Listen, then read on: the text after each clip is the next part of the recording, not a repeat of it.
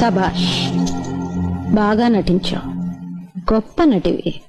ఆ విషయం అందరికీ తెలుసు అత్తయ్య గారు, మీరే కాస్త ఆలస్యంగా తెలుసుకున్నారు.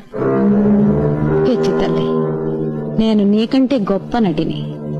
నేను నటించడం మొదలుపెట్టేసరికి నువ్వింకా పుట్టలేదు అని అంటాననుకున్నావు కదూ? అనను. ఎందుకంటే ఆ మాత్రం తెలుసుకునే తెలివితేటలు నీకున్నాయని నాకు తెలుసు.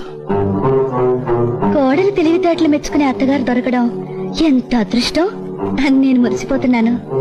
ఇన్నాళ్లకు ఎత్తుకు పైవెత్తు వేసే సమూచి దొరికిందని మీరు మురిసిపోతున్నారు కాదు? ఎత్తెంతో తెలుసుకోకుండా ఎగిరెగిరి పడితే మూతి పళ్ళు రాలిపోతాయి అని నేను చెప్పనమ్మా.